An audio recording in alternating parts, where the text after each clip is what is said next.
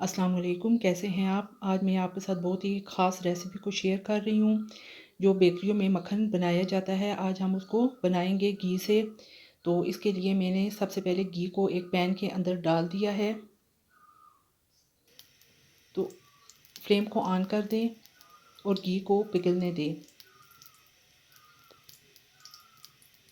जैसे ही घी पिघल जाए फ्लेम ऑफ कर दें। ये देखें जी, घी पिघल गया है। अब फ्लेम को ऑफ कर दें। एक अलग बर्तन लिया है, उसके अंदर मैंने बर्फ़ को तोड़ दिया है। तोड़कर इस तरह डाल दें आप भी। और जो घी है उसको हल्का हल्का इसके अंदर शामिल करते जाएं, साथ में बराबर चम्मच हिलाएं।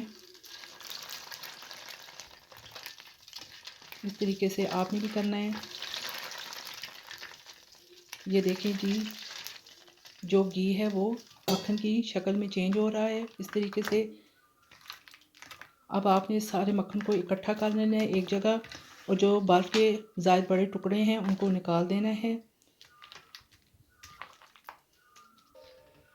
अब इसको हल्का सा नीम गर्म करना है, रूम टेम्परेचर पर लाना है कि इसकी ठंडा ख़त्म हो जाए। बिल्कुल पिघलाना नहीं है, हल्का सा रूम टेम्परेचर पर लाना है। और दबा कर अब इसमें से पानी को निकाल लेना है। ये देखिए जी, मक्खन तैयार हो चुका है। बेकरियों में जो भी आइटम तैयार किए जाते हैं वो इसी मक्खन से बनकर तैयार होते हैं। आप भी इस तरीके से ज़रूर बनाइएगा और मुझे बताइएगा कि आपको मेरी ये रेसिपी कैसी लगी है। अगर आपको मेरी रेसिपी पसंद आए तो मेरे चैनल को सब्सक्राइब और शेयर कर दीजिएगा। आगे जाके इंशाल्लाह मैं आपके साथ इससे मुख्तलिफ़ बेकरी के आइटम बनाना बताऊँगी। इजाज़त दीजिए। अल्लाह हाफ़िज़।